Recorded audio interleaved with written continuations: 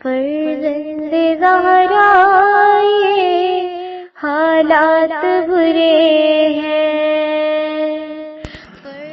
کاشانہ بصیرت ایک ایسا مکمل یوٹیوب چینل جس پر محروم بصارت کے لیے بالخصوص اور تمام افراد کے لیے بالعموم سینکڑوں کی تعداد میں اسلامی کتب دستیاب ہیں۔ لہذا گزارش ہے کہ آپ اپنی ذمہ داری نبھاتے ہوئے کاشانہ بصیرت کو سبسکرائب کرنے کے ساتھ ساتھ بیل آئیکن کو پریس کیجیے تاکہ آپ علم کے حصول کے ساتھ ساتھ مذہب اہل بیت کی اشاعت میں بھی اہم کردار ادا کرتے رہیں۔ کاشانہ بصیرت۔ فرزند زہرا یہ حالات برے ہیں۔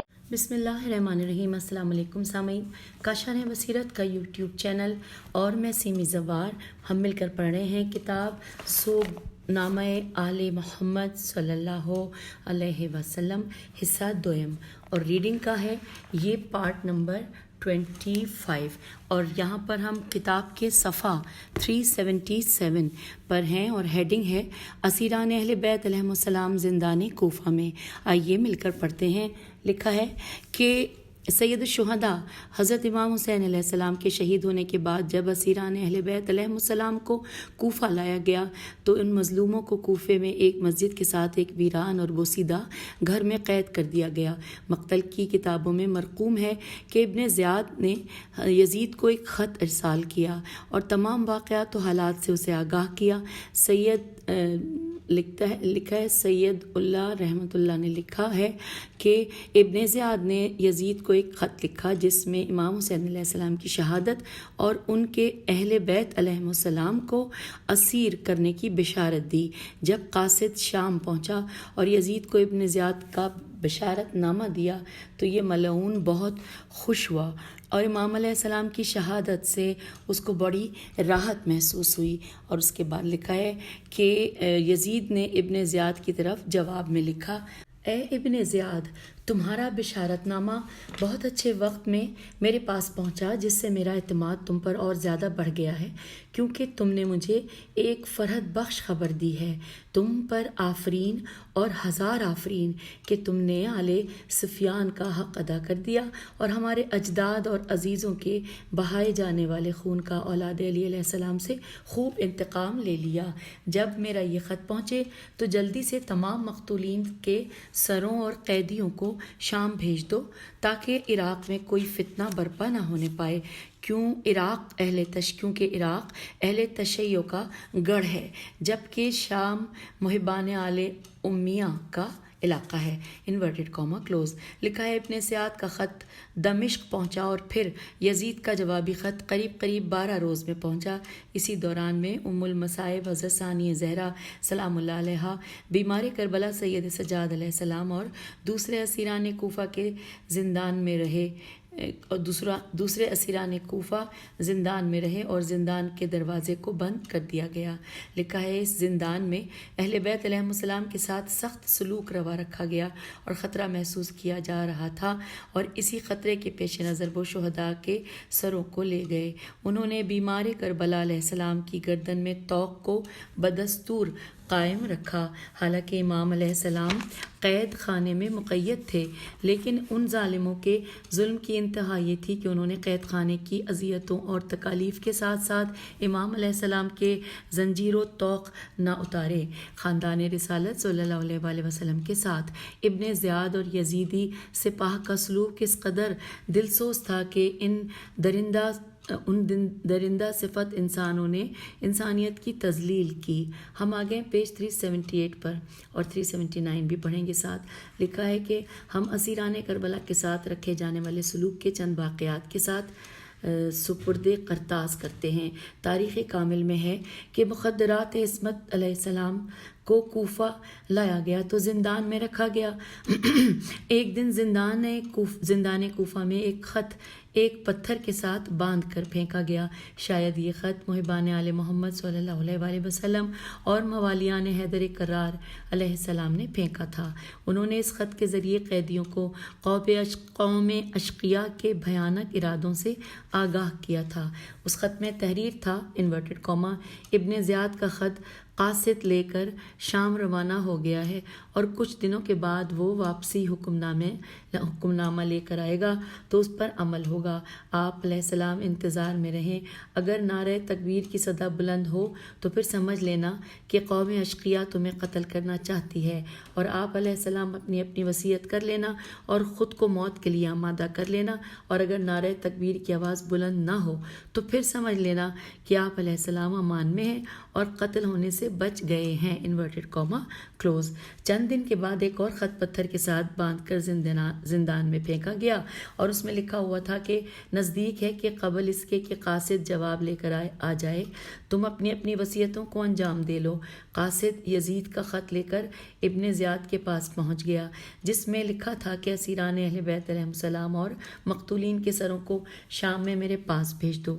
اس خط کے ملتے ہی ابن زیاد نے محضر میم ہے زواد رے بن سالبہ سے عین لام بے ہے اور شمر بن ذلجوشن کو بلایا اور ان کی نگرانی میں قیدیوں کو شام بھیج دیا۔ حوالہ ہے کامل ابن اسیر جلد نمبر 4 صفحہ نمبر 84۔ پھر اب ہم آ گئے پیج 379 پر جہاں پر ہیڈنگ ہے سر حسین علیہ السلام کا نوکے نیزہ پر تلاوت کرنا۔ یہاں پر ایک بند ہے، مل کر پڑھتے ہیں۔ لکھا ہے کہ اے محمد موت وہ تیرے نواسے کو ملی آج تک جس سے درخشاں ہے ضمیر آدمی، یہ انی پر سر نہیں تیری انا کا تاج ہے، کربلا تیرے نظام فکر کی معراج ہے۔ پھر لکھا ہے ارباب مقاتل نے اتفاق سے لکھا ہے کہ حضرت امام حسین علیہ السلام کے کٹے ہوئے سر نے نوکے نیزہ پر قرآن مجید کی تلاوت کی۔ مشہور شیعہ محقق علامہ شیخ مفید نے روایت نقل کی ہے کہ ابن زیاد نے حکم دیا کہ امام مظلوم علیہ السلام کے سر مبارک کو کوفے کے گلی کوچوں میں پھرایا جائے۔ زید بن ارقم کا بیان ہے کہ میں نے اپنے گھر سے دیکھا کہ امام علی مقام علیہ السلام کا کٹا ہوا سر نوکے نیزہ پر ہے اور اس آیت قرآن کی تلاوت فرما رہا ہے۔ سورہ بقرہ آیت نمبر 137 ترجمہ پس اللہ تعالیٰ عنقریب تمہیں اس کے شر سے محفوظ کرے گا اور وہ سننے والا اور جاننے والا ہے، انورٹڈ کاما کلوز۔ سورہ بقرہ آیت 137 کا ہم نے ترجمہ پڑھا۔ لکھا ہے ابن شہر آشوب نے روایت کی ہے کہ شے عین چھوٹیے کا بیان ہے کہ جب امام مظلوم کربلا علیہ السلام کے سر کو صرافیوں سے سواد الف یہ و نون غنہ صرافیوں کے بازار میں لٹکایا گیا تو میں نے خود دیکھا کہ سر مقدس نے کھانسی کی اور سورہ کہف کو اس آیت تک پڑھا۔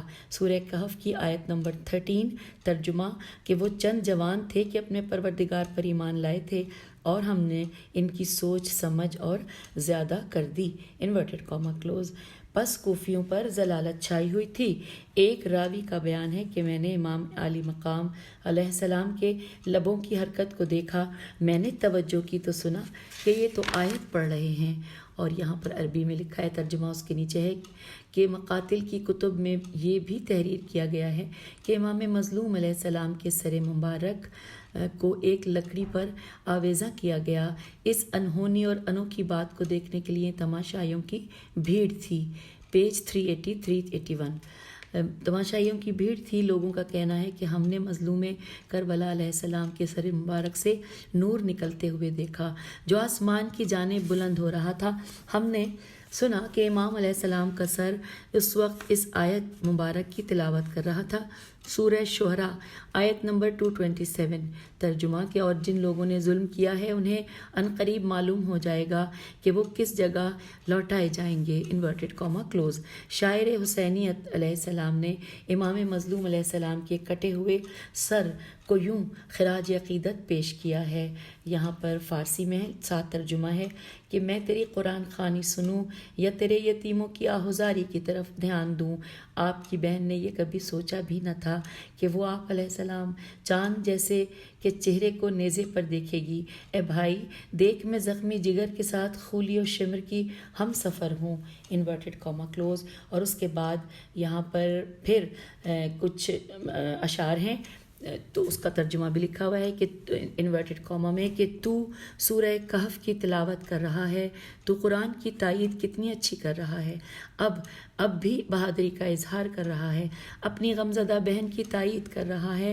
محمل کے سامنے تیرا سر نو کے سنا پر سوار ہے اور تیرے حلق اور پیشانی سے خون بہہ رہا ہے۔ میں تجھے بے گھر کس طرح دیکھوں، تیری پیشانی پر کیسے نظر ڈالوں، اے میری جان اور روح۔ Inverted comma close. یہاں پہ یہ اس شاعری کا ترجمہ ہو گیا۔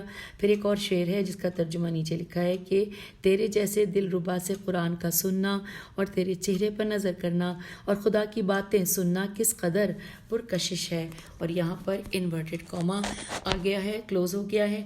ساتھ ہی اگلی ہیڈنگ ہے عبداللہ بن عفیف عین فے یہ فے نابینا رضی اللہ کی شہادت۔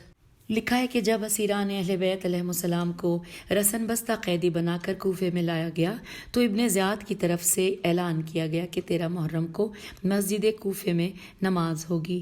لوگ مسجد کوفہ میں اکٹھے ہو گئے۔ نماز کی ادائیگی کے بعد ابن زیاد نے لوگوں کے اجتماع سے خطاب کیا۔ حمد و ثنا کے بعد اس نے کہا کہ اس خدا کی حمد و ثنا ہے جس نے ہمیں کامیاب و کامران کیا۔ اس نے امیر المومنین یزید اور اس کے ساتھیوں کو کامیابی سے ہمکنار کیا اور جھوٹے کے جھوٹے فرزند کو قتل کیا۔ اور پھر یہ پورا یہاں پہ ہم نے پڑھا۔ اس کے بعد اگلے پیراگراف میں لکھا ہے کہ جب بات یہاں تک پہنچی تو عبداللہ بن عفیف رضی اللہ جو کہ ایک متقی شیعہ تھے اور جنگ جمل میں حضرت علی مرتضیٰ علیہ السلام کی حمایت میں بائیں آنکھ سے محروم ہو چکے تھے، جبکہ جنگ صفین میں داہنی آنکھ بھی قربان ہو گئی تھی، اور وہ سارا دن مسجد کوفہ میں محو عبادت رہتے تھے، اور انہوں نے عبادت چھوڑ دی اور فریاد بلند کی۔ سامعین، ان کی فریاد تھی، ہم ترجمہ پڑھ رہے ہیں کہ اے ابن زیاد، تو جھوٹے کا جھوٹا بیٹا ہے اور وہ جھوٹا ہے جس نے تجھے ہمارے اوپر مسلط کیا ہے۔ اے دشمن خدا، کیا تم اولاد رسول صلی اللہ علیہ وآلہ وسلم کو قتل کرتے ہو اور پھر مومنین کے ممبر پر اس قسم کی بیہودہ گفتگو کرتے ہو؟ Inverted comma close. کتاب کے صفحہ 382 پر آ گئے ہیں اور 383 ساتھ ہی پڑھیں گے۔ ابن زیاد غضبناک ہوا اور پوچھا، یہ اندھا کون ہے جو میرے ساتھ اس طرح گستاخانہ کلام کر رہا ہے؟ عبداللہ بن عفیف نے کمال جرت سے کہا کہ گستاخانہ کلام کرنے والا میں ہوں۔ اے دشمن خدا، تم نے ذریت محمد صلی اللہ علیہ وآلہ وسلم کو قتل کر دیا، جنہیں پروردگار عالم نے پاک و پاکیزہ خلق کیا تھا، اور اس کے باوجود بھی تو مسلمان ہونے کا دعویٰ کرتا ہے۔ خدا تیرے منہ کو توڑ دے، تیرے باپ پر لعنت ہو، خدا تجھ پر عذاب کرے اور تجھے رسوا کرے اور تیرے باپ اور تیرے امیر کو جہنم کی آگ میں جلائے۔ راوی کہتا ہے ابن زیاد کا غضب اور بڑھ گیا، اس کی گردن کی رگیں پھول گئیں اور اس نے چلا کر کہا کہ اس بدبخت اندھے کو میرے سامنے لے کر آؤ۔ ابن زیاد کے غلام اور محافظ عبداللہ بن عفیف، عین سے ہے عفیف، رضی اللہ پر ٹوٹ پڑے اور اسے ابن زیاد کے سامنے پیش کرنا چاہا، مگر ان کی قوم اور رشتہ دار اور بزرگان کوفہ ان کے اطراف میں جمع ہو گئے اور ان کی حمایت کی۔ اسی اثنا میں ان کے اپنے ایک گروہ نے ان کو چھپا لیا اور ان کو اپنے گھر پہنچا دیا۔ ابن زیاد ان خوش آمدیوں اور حمایتوں سے غضبناک ہوا اور حکم دیا کہ بنی ازد، الف زا زے دال، بنی ازد اور اشراف اور بزرگان کے گھروں میں پر اچانک چھاپے مارو اور ان سب کو گرفتار کر کے میرے پاس لاؤ۔ پس ابن زیاد کے سپاہی ان بزرگان کے گھروں پر حملہ آور ہوئے اور ان تمام کو گرفتار کر لیا، ان کے ہاتھ باندھے گئے اور انہیں زندان میں ڈال دیا گیا۔ پھر ابن زیاد کے سپاہی عبداللہ بن عفیف رضی اللہ کے دروازے پر گئے۔ ازدی قبیلے کے کچھ لوگ ان کی مدد کے لیے ان کے گھر پر موجود تھے۔ انہوں نے مزاحمت کی تو جنگ شروع ہو گئی اور ازدی قبیلے نے ابن زیاد کے سپاہیوں پر ہجوم کیا تو وہ شکست کھا گئے اور ازدیوں کو فتح حاصل ہوئی۔ ابن زیاد کے کچھ سپاہی قتل ہو گئے اور کچھ زخمی ہو گئے، لیکن ابن زیاد نے ایک اور لشکر روانہ کر دیا۔ اس لشکر نے عبداللہ بن عفیف رضی اللہ پر ہجوم کر دیا اور گھر کا دروازہ توڑ دیا۔ عبداللہ بن عفیف کی ایک بیٹی تھی جو باپ کی خدمت کرتی تھی۔ اس نے فریاد کی، بابا، لشکر ابن زیاد نے دروازہ توڑ دیا ہے اور گھر کے اندر داخل ہونے والے ہیں۔ عبداللہ بن عفیف رضی اللہ نے کہا، گھبراؤ نہیں میری بیٹی، گھبراؤ نہیں میری بیٹی، پس مجھے تلوار دو اور میرے پہلو میں کھڑی ہو جاؤ۔ بیٹی نے باپ کو تلوار دی اور خود ایک جگہ کھڑی ہو گئی۔ اچانک ابن زیاد کے سپاہیوں کا لشکر تلواریں اور نیزے لیے شور و غل مچاتا ہوا اندر داخل ہوا۔ نابینا ہونے کے باوجود اس شجاع اور ضعیف محب اہل بیت علیہ السلام نے ان کا مقابلہ کرنا شروع کیا، حتیٰ کہ بقول ابی مخنف 30 سپاہیوں کو جہنم واصل کیا۔ آپ علیہ السلام لڑتے لڑتے تھک گئے اور کمزور ہو گئے۔ بالآخر اس ضعیف عبداللہ بن عفیف رضی اللہ کو گرفتار کر لیا گیا۔ ان کے دونوں ہاتھ باندھ دیے گئے اور کھینچتے اور گھسیٹتے ہوئے ابن زیاد کے دربار میں لے گئے۔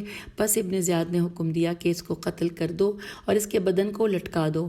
اس سفید ریش عابد اور شب زندہ دار کو قتل کر دیا گیا اور ان کے بدن کو سولی پر لٹکا دیا گیا۔ اور اب یہاں پر اگلی ہیڈنگ آ گئی ہے کوفے سے شام تک۔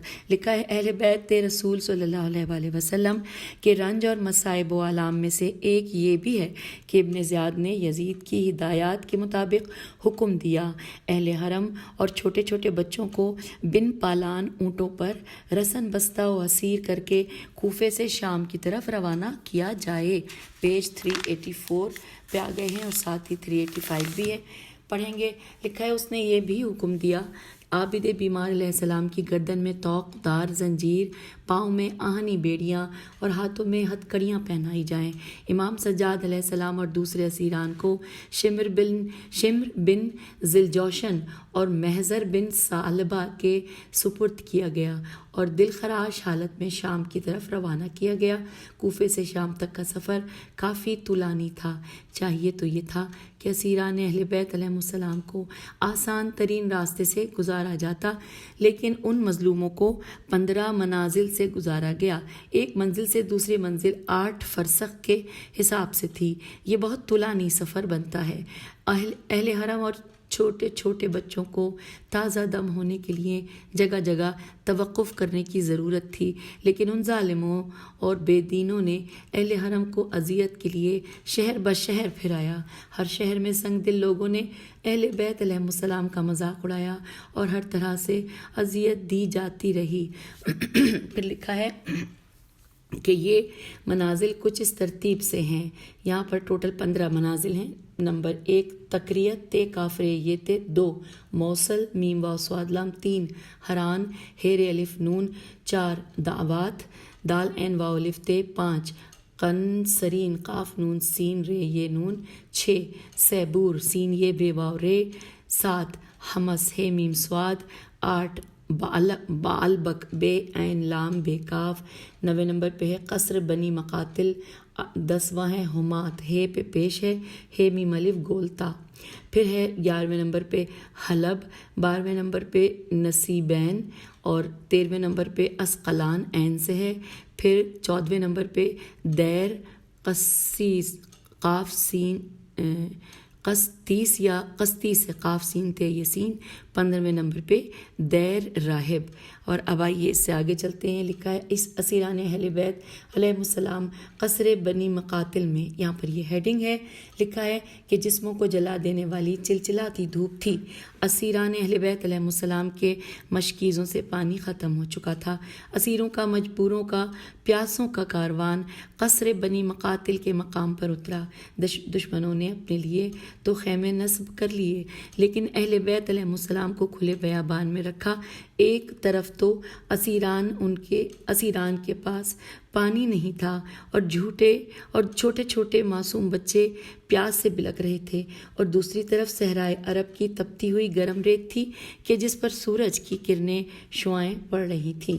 لکھا ہے کہ ارباب مقاتل نے لکھا ہے کہ مسافر شام زینب سلام اللہ علیہا اپنے بیمار بھتیجے امام وقت سید سجاد علیہ السلام کی خبرگیری کے لیے آپ کے پاس آئیں۔ بی بی پاک نے دیکھا کہ بیمار کربلا کی حالت اس صحرا کی گرمی کی وجہ سے مزید گزر چکی ہے۔ آپ علیہ السلام نے سید سجاد کو اونٹ کے سائے میں لا کر بٹھا دیا۔ اس وقت امام سجاد علیہ السلام کی حالت اس قدر دگرگوں تھی کہ یوں محسوس ہوتا تھا کہ آپ شدت پیاس اور شدت مرض سے داغ مفارقت دے جائیں گے۔ حضرت زینب سلام اللہ علیہ نے امام علیہ السلام کو اپنے دامن سے ہوا دی اور فرمایا، اے میرے بھائی کی زندہ نشانی سجاد، میرے لیے تجھے پردیس میں اس حال میں دیکھنا بہت کربناک ہے۔ یہاں پر انورٹڈ کاما کلوز ہو گیا اور اب اگلی ہیڈنگ آ گئی، قصر بنی مقاتل کا سانحہ۔ آئیے مل کر پڑھتے ہیں۔ قصر بنی مقاتل پر اسیران کو ایک اور بڑا سانحہ پیش آیا۔ آل محمد صلی اللہ علیہ وآلہ وسلم کے چھوٹے چھوٹے بچے دشت میں تشنگی و گرسنگی اور سورج کی تمازت سے پریشان حال تھے۔ بی بی سکینہ سلام اللہ علیہ نے اس چلچلاتی دھوپ میں دیکھا کہ قافلے سے دور ایک جھاڑی ہے۔ آپ اس سائے دار درخت کے پاس پہنچی اور اپنے ننھے ننھے ہاتھوں سے صحرا کی ریت کو اکٹھا کر کے اپنا تکیہ بنایا۔ کئی دنوں سے تماچے کھاتی ہوئی زخمی کانوں کی کے درد تکلیف برداشت کرتی تھکی ماندی بھوک اور پیاس سے نڈھال سکینہ سلام اللہ علیہ نے اپنے غموں دکھوں اور تھکن کو دور کرنے کے لیے ریت کے تکیے پر سر رکھا۔ پریشانیوں کی ماری سکینہ کو نیند آ گئی۔ سکینہ نیند کی آغوش میں تھی کہ دشمنوں نے قافلہ آل اطہار علیہ السلام کو روانہ کر دیا۔ یوں سینہ امام حسین علیہ السلام پر سونے والی سکینہ بیابان میں تنہا رہ گئی۔ حضرت فاطمہ بنت الحسین اور سکینہ سلام اللہ علیہ دونوں ایک محمل پر سوار تھی۔ جب قافلہ اس مقام سے کوچ کرنے لگا تو فاطمہ سلام اللہ علیہ نے دیکھا کہ اس کی چھوٹی بہن سکینہ موجود نہیں ہے۔ اس نے بلند آواز سے کہا کہ اے ساربان، قافلے کو روکو، میرے ساتھ میری بہن سکینہ نہیں ہے۔ لیکن بے رحم اور ظالم ساربان نے فاطمہ سلام اللہ علیہ کی پکار و فریاد پر قطعاً دھیان نہ دیا۔ فاطمہ سلام اللہ علیہ نے چیخ کر کہا، خدا کی قسم، جب تک میری بہن نہ آئے گی میں محمل پر سوار نہ ہوں گی۔ ساربان نے کہا کہ وہ کہاں ہے؟ فاطمہ سلام اللہ علیہ بنت الحسین علیہ السلام نے فرمایا، مجھے تو خود معلوم نہیں ہے کہ میری بہن کہاں ہے۔ جب حضرت سیدہ زینب سلام اللہ علیہ کو معلوم ہوا کہ سکینہ محمل میں نہیں ہے تو آپ سلام اللہ علیہ نے فرمایا کہ سکینہ بیابان میں سایہ تلاش کر رہی تھی۔ ساربان نے بیابان میں جا کر بلند آواز سے کہا، سکینہ جلدی آؤ، قافلہ روانہ ہو رہا ہے، تم اس بیابان میں تنہا رہ جاؤ گی۔ ہم پیج 386 اور 87 پر آ گئے ہیں۔ لکھا ہے، حضرت زینب سلام اللہ علیہ اور فاطمہ سلام اللہ علیہ نے بہت پکارا لیکن سکینہ کئی دنوں کی تھکی ماندی نہ جانے کس مقام پر محو آرام تھیں۔ ساربان بیابان میں چاروں طرف صدائیں لگاتا رہا ہے، اے سکینہ بی بی تم کہاں ہو؟ قافلہ رخصت ہونے کو ہے، قافلے میں بیبیوں کے ساتھ شریک ہو جاؤ۔ آخرکار اہل بیت علیہ السلام کی پریشانی اور بے چینی کے باوجود ظالموں نے قافلے کو آگے بڑھا دیا۔ بیبیاں منت سماجت کرتی رہیں، فریاد کرتی رہیں، سکینہ کو صدائیں دیتی رہیں، مگر ظالموں نے ان کے گریہ و فریاد کی ذرہ برابر بھی پرواہ نہ کی اور قافلے کو آگے بڑھاتے رہے۔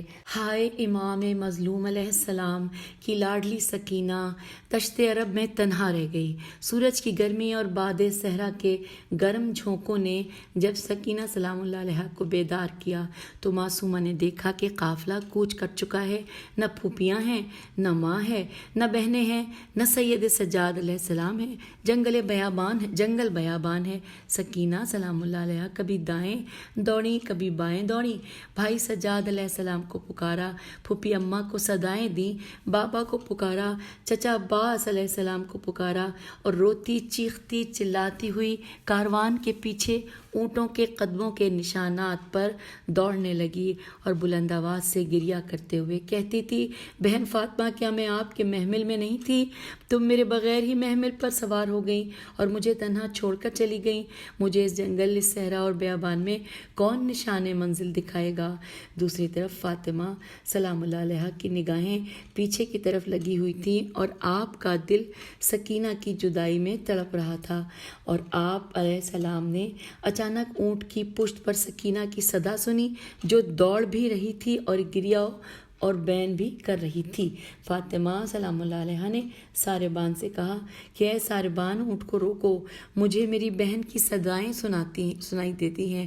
تم نے اونٹ کو نہ روکا تو میں اپنے آپ کو اونٹ کی پشت سے گرا دوں گی اور قیامت کے دن تجھ سے اپنے جد بزرگوار رسول اکرم صلی اللہ علیہ وآلہ وسلم کے سامنے اپنے خون کا مطالبہ کروں گی۔ ساربان کو دونوں بہنوں کی جدائی اور سکینہ کی تنہائی پر رحم آ گیا تو اس نے اونٹ کو روکا اور ہانپتی کانپتی سکینہ بہن کے پاس پہنچ کر محمل میں سوار ہو گئی۔ پھر لکھا ہے یہاں پر فارسی میں، جس کا ترجمہ ہم پڑھیں گے جن اشعار کا، وہ یہ کہ میرا پاؤں راہ عشق میں زخمی ہو گیا ہے اور میں خار مغیلان میم غین یہ لام الف نون غنہ خار مغیلان پر بہت زیادہ دوڑی ہوں۔ باپ نہ ہونے کی وجہ سے میں نے زندگی اور موت کے درمیان موت کو منتخب کر لیا ہے۔ پھر لکھا ہے کہ منظر اس قدر سوگوار تھا اور حالت اس قدر رقت آمیز تھی کہ عرب شاعر کے مطابق سکینہ، ہم یہاں پہ اس کا ترجمہ پڑھ رہے ہیں، ایک شعر لکھا ہے عربی میں، لکھا ہے کہ سکینہ سلام اللہ علیہ کی حالت زار پر کمینے دشمن کا دل بھی جل اٹھا۔ اس کی کیا حالت ہوگی کہ جس کے لیے دشمن کا دل کا تڑپ اٹھا۔ حوالہ ہے وقائع الایام خیابانی تتمہ محرم، صفحہ نمبر 292۔ پھر اگلی ہیڈنگ آ گئی فرزند حسین محسن علیہ السلام کا سخت ہونا، سین قاف توئے۔ کوفہ اور شام کی راہ میں اسیران آل محمد صلی اللہ علیہ وآلہ وسلم پر جو مصائب و علام ٹوٹے، ان میں سے ایک جان گداز سانحہ حلب کے مقام پر پیش آیا، جب اسیران کوہ جوشن یا کوہ جوش جو شہر حلب کے مغرب میں کی طرف واقع ہے، وہاں پر پہنچے تو امام علی مقام علیہ السلام کی ایک زوجہ جو حاملہ تھی، ان کا بچہ سخت گرمی، سفر کی تھکاوٹ اور غم و الم کی وجہ سے سخت ہو گیا، سین قاف توئے ہو گیا۔ اس بچے کا نام ولادت سے پہلے محسن رکھا گیا تھا۔ پھر اب ہم آگے پیج 388 پر لکھا ہے اس مقام پر چند لوگ تانبے کے کارخانے کا کام کر رہے تھے۔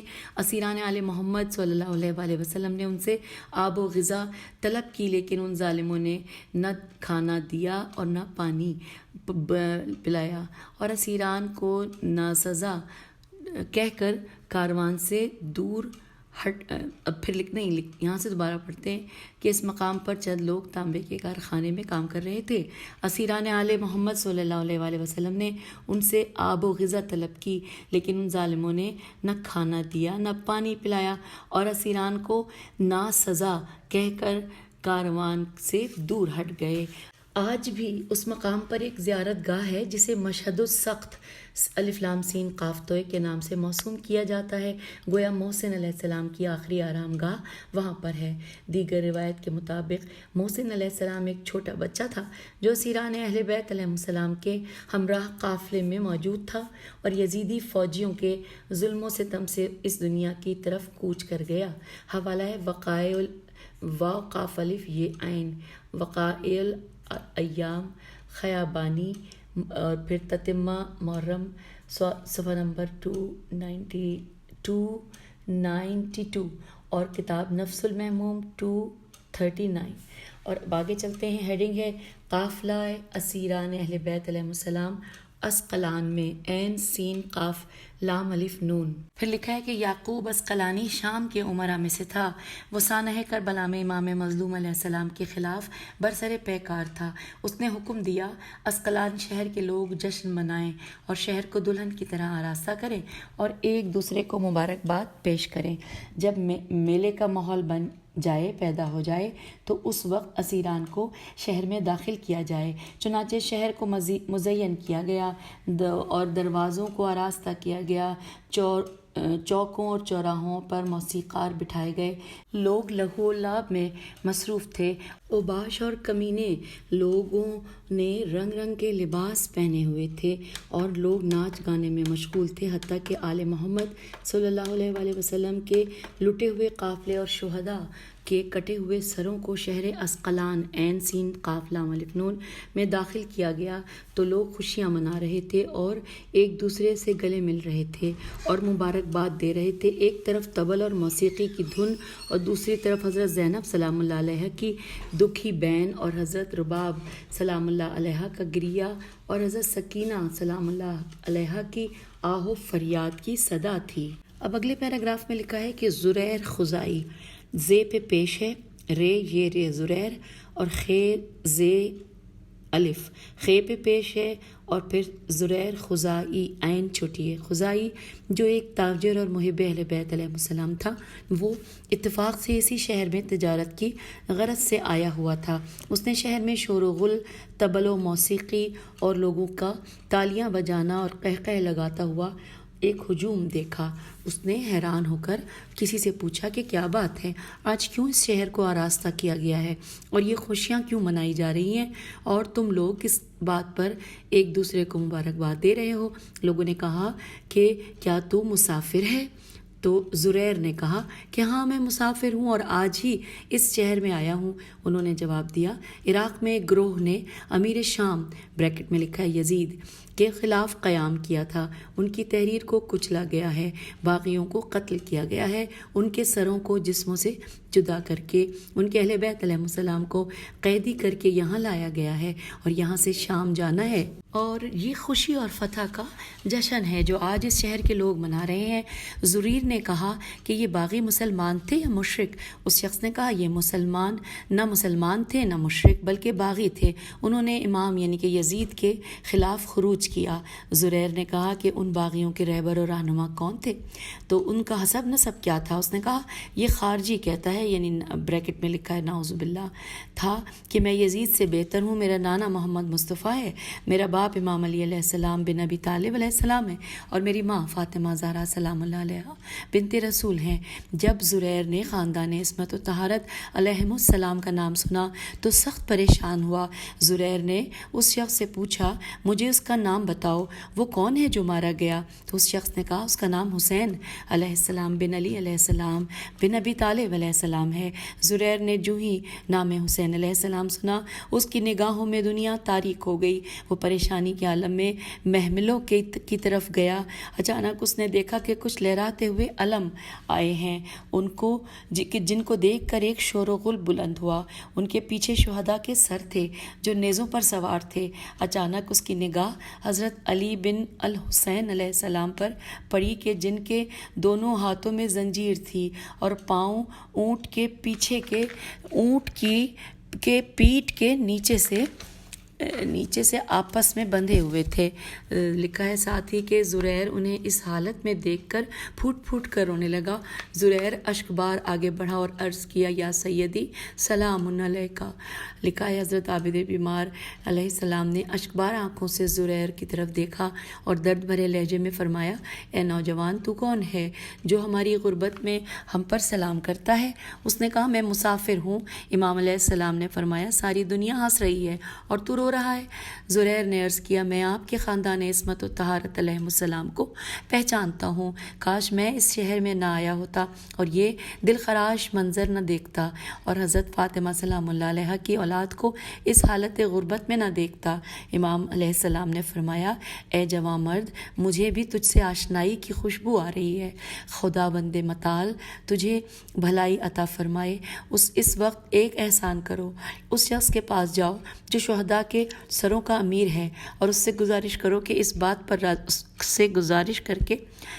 پر راضی کرو کہ شہداء کے سروں کو مستورات کی سواریوں سے دور لے جائیں، تاکہ لوگ ان سروں کی طرف دیکھیں اور میری پھوپھیوں اور ماں اور بہنوں کی طرف نہ دیکھیں، کیونکہ زہرا کی بیٹیوں کے سروں پر چادریں نہیں ہیں۔ لکھا ہے زریر سر اٹھانے والوں کے پاس گیا، اس نے 50 دینار حضرت امام حسین علیہ السلام کے سر کے اٹھانے والے کو دیے، وہ اپنے گھوڑے کو آگے لے گیا، اور اس طرح تمام سر اٹھانے والے مستورات کے محملوں سے تھوڑا دور ہو گئے۔ لکھا ہے زریر امام سجاد علیہ السلام کی خدمت میں حاضر ہوا، اس نے بارگاہ امام علیہ السلام میں عرض کیا کہ مولا میرے لیے کوئی اور حکم ہو تو فرمائیں، میں غلام حاضر۔ تو امام سجاد علیہ السلام نے فرمایا کہ زریر ایک احسان اور کر دے، اگر کوئی کپڑا مل جائے تو ان بے حجاب مستورات کے لیے میسر کرو، کیونکہ فاطمہ زہرا سلام اللہ علیہا کی بیٹیوں کے سر ننگے ہیں اور بے حیا لوگوں کا ہجوم ہے۔ زریر فوراً گیا اور ہر مستور کے لیے 2 چادریں اور امام سجاد علیہ السلام کے لیے ایک حبہ اور ایک امامہ بازار سے خرید کر لے آیا اور امام سجاد علیہ السلام کے حوالے کی۔ امام نے یہ چادریں سربراہنہ بیویوں میں تقسیم کی اور مستورات نے اپنے ننگے سروں کو ڈھانپا۔ روایت میں ہے کہ جب شمر ملعون نے یہ سب کچھ دیکھا تو اس نے حکم دیا کہ زریر کو کوڑے مارے جائیں۔ ظالموں نے اس محب آل رسول صلی اللہ علیہ وآلہ وسلم پر اس قدر کوڑے برسائے کہ وہ بے ہوش ہو کر زمین پر گر گیا۔